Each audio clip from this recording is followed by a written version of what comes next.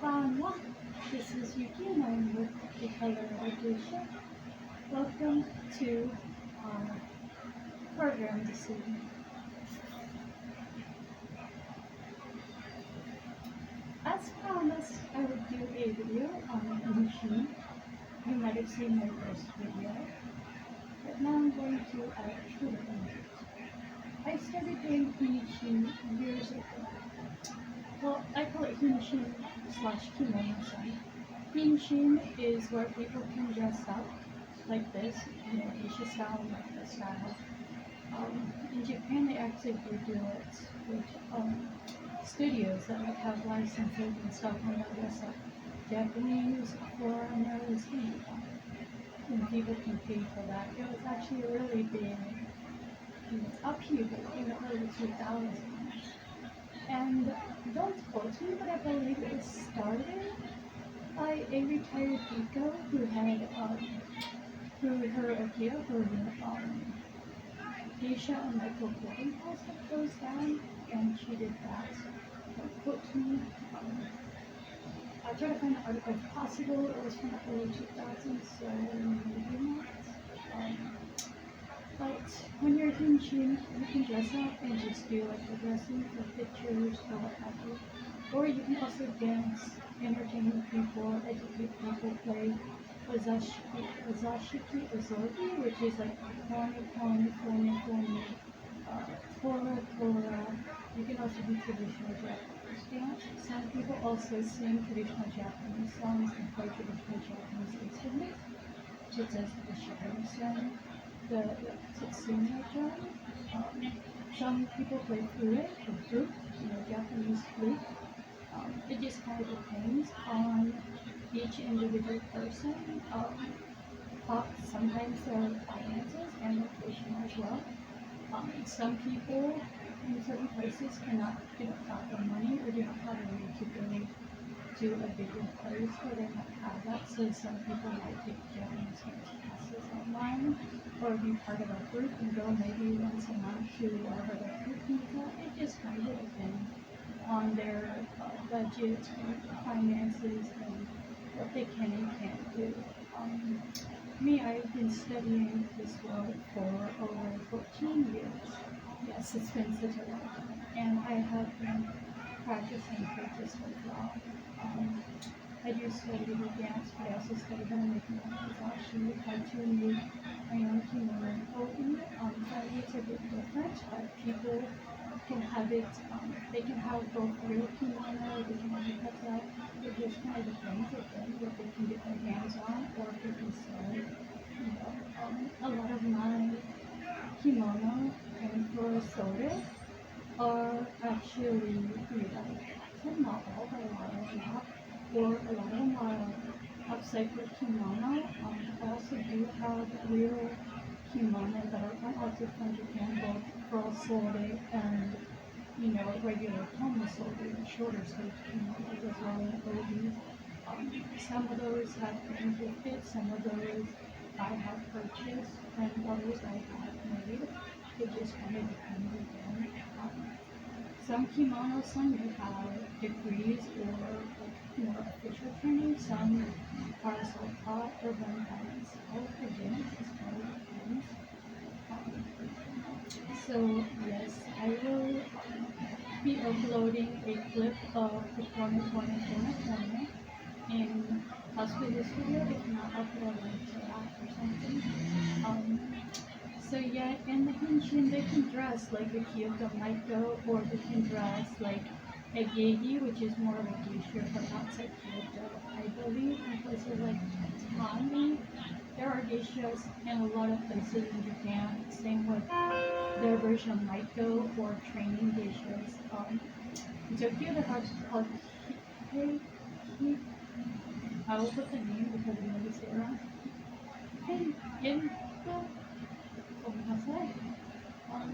The geisha, which are the ones who wear like the wig usually, and the shorter tomosote kimono, and usually a smaller knot. They don't wear the dari no obi, which is the one the Maikos from Kyoto wear. And they are mostly like older people. They don't always wear wigs, but and like makeup, some do, some don't. It kind of depends. Some places they just do normal Western makeup and fancy updos, like hatsu, which is like Western style, Western hairstyle. And again, some nice kimono. Other places they'll be in full like makeup with a wig or full hair. It just kind of depends.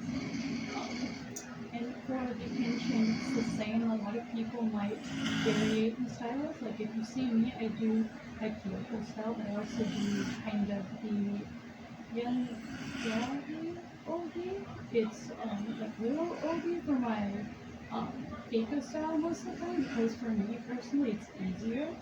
And I do that and no Ogi for my micro style again because it's a personal choice and for me it's a bit easier. I do my own hair.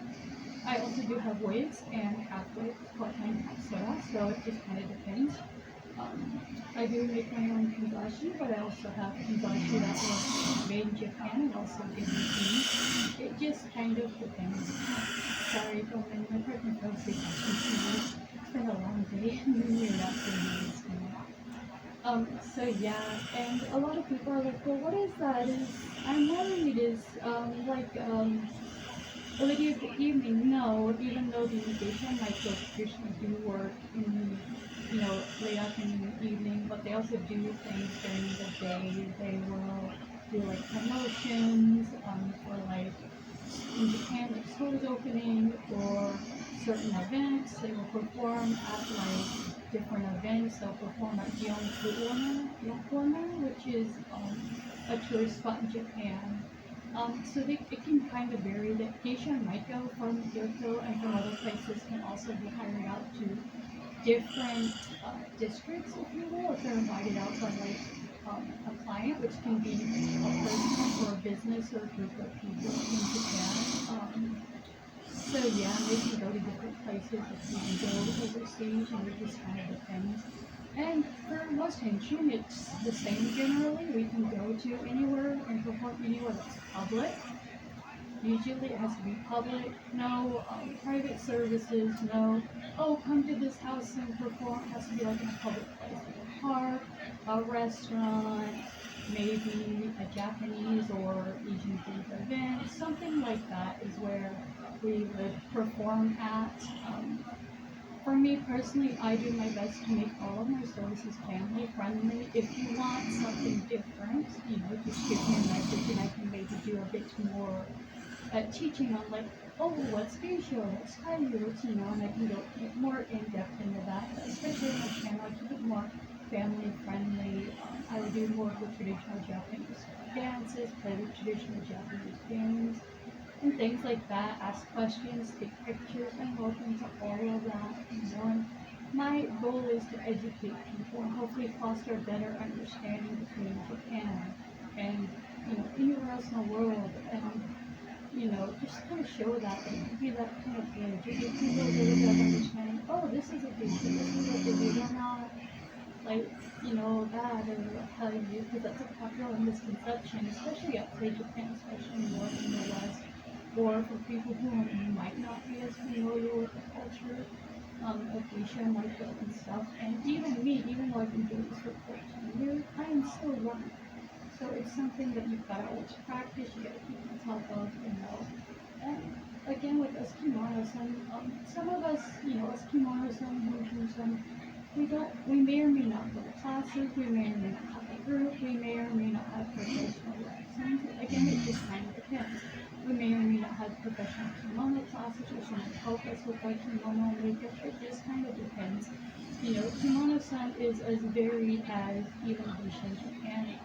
The geisha in Japan have like their own little districts and they have their own little flavor. And that's kind of similar with a lot of us kimono and Henshin-san. We kind of do, again, both. Sometimes we'll be a normal kimono, sometimes we'll be made up like this, sometimes we'll be made up with our hair or a wig, but we might not have a full white makeup. A lot of times it can be customizable, to what your event is or what you need.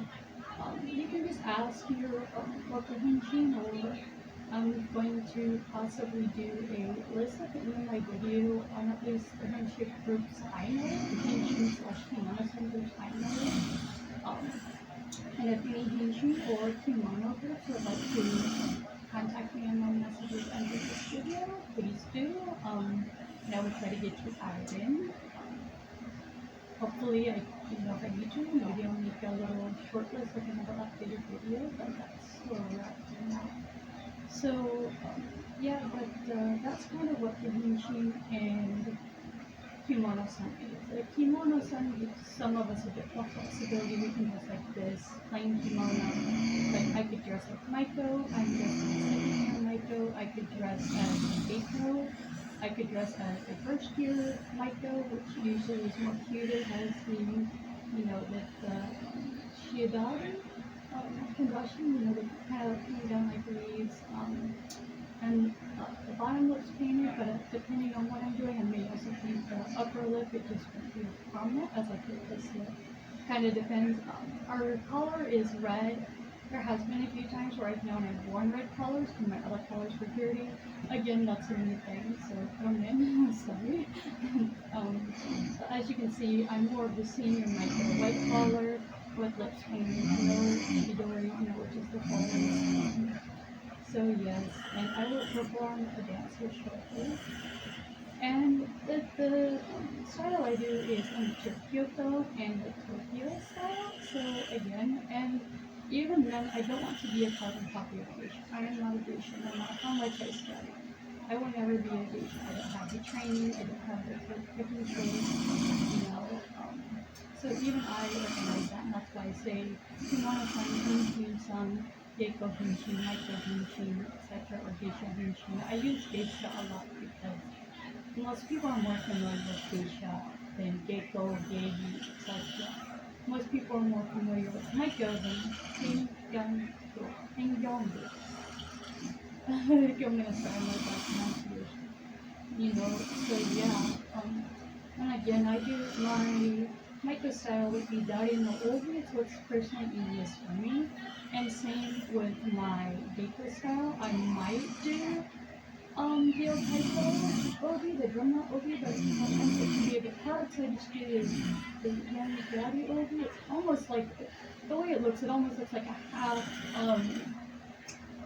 dari no obi, just like a little bit of half style. So yeah, maybe I will do a video on that soon. So yes, I hope that's told you a little bit about what a henshin-san is, what a kimono-san is, what we do with it, what we kind of want to teach, what our goals are. This is generally our goals, but again, each kimono-san and henshin group is different.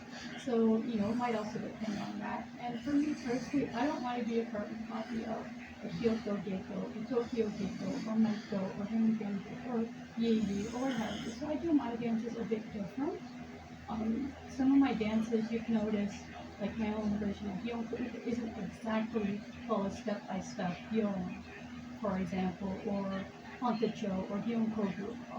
I kind of add my little bit of twist on it, because again, I don't want to be the exact same as a Geiko, or Maiko, or Geigi, or Hengyango. I want to be, just Yuki. That's my stage name. Colorado Geisha, I guess, if you think of where a geisha, and like they'll have Kia they work under. The Colorado Geisha would be kind of like the name I work under, if you will, like my Okia, if you will. Even though it's not an actual Okia. That's the best I can think of. YouTube, it's more like my stage name. A lot of Maiko and Geiko and Geigi, etc. A lot of them use a stage name. Some stage names are picked out by not really a fortune teller, but like a priest. Like I don't know if it's Shinto or Buddhist priest, or maybe if it's one or the other. I'm not to study about that. Some of the Geiko and Maiko will get a part of their own essam or older sister's name. So, like if it's Yumi, let's say Yumi, let's say I'm, let's say you, let's say I'm Yukiko. I get a younger sister, someone I'm training, and I give them Yukiko. That Yu would be from part of my name and give it to theirs. So, others of us pick our own personal henshin or kimono-san like stage names. I picked mine. I know of a few others that have done this in in the Kimono-san and Henshin community. Again, it just kind of depends.